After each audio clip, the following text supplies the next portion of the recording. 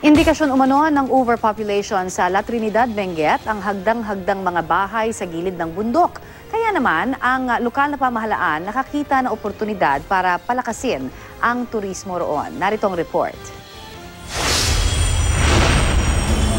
Valley of Colors kung tawagin ng La Trinidad, Benguet. Ito dahil sa dami ng kanilang nagagandang mga produkto at makulay nilang kultura. Sa lamig ng klima, ang mga strawberry farm namumutik-tik sa bunga. Kaya mga tiga rito, paborito itong ricado, mapasinigang man o adobo. Masarap. Bagay na bagay dito sa klima sa Baguio. Naghahalo yung tamis at asim niya. Para mainitan naman ang katawan, strawberry-flavored beer ang inumin. Ipinangalan pa sa diyosa ng ani ng mga Ifugao na si Lagud. This is our take of our beers. It's a strawberry beer. Agaw pansin naman pagpasok sa bayan ng La Trinidad ang hagdan-hagdang mga bahay sa gilid ng bundok. Senyales daw ito na overpopulated na ang La Trinidad.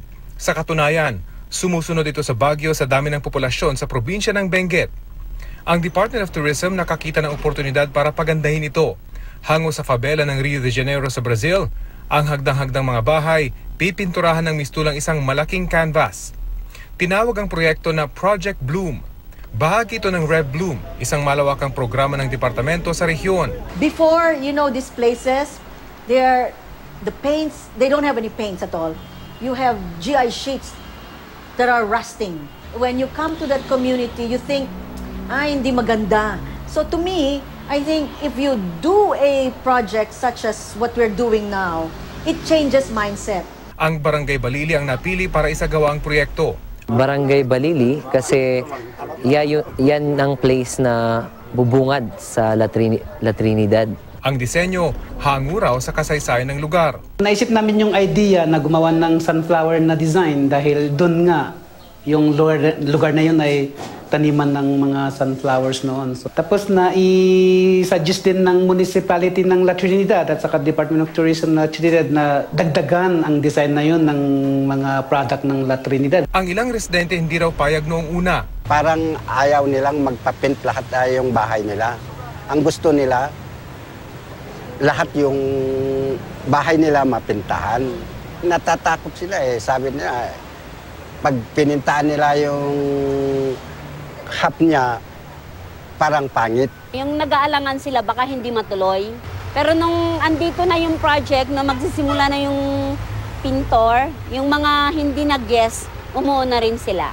Kailangan rin mag-adjust ng ilan kapag natapos na ang pagpipintura. Hindi na pwedeng ganito. Kailangan magsampay na sila doon sa loob. Pero sa huli, ang buong barangay pa rin ang magtutulungan para isagawa ang proyekto. Ang ginagawa namin ngayon ay bayanihan ginagawa namin na nagtutulungan kami na pintahan itong sa may hagdanan namin papunta paakyat sa may bundok. Sa ngayon, napinturahan na ng first coating ang mga bahay. Ang pagkukulay na ang susunod na bahagi ng proyekto. Inaasang matatapos ito bago mag-2017. When we're done with it, it will become a tourist attraction. That place will be selfie place. Ang barangay naghahanda na rin daw sa pagdagsa ng turista. We're planning na magkakaroon po ng view deck. Tingin po namin ng view deck, marirepair po yung waiting shed namin. And then, pag ganun, magbo-boom po yung business. So, magkakaroon ng benefits po sa mga nakatira dito. Pansamantalang solusyon man sa overpopulation, ang importante raw, may nagagawa. Gusto natin ng permanent solution, however, we have to consider na hindi easy. Hindi naman natin pwedeng ipagiba ang mga nandoon.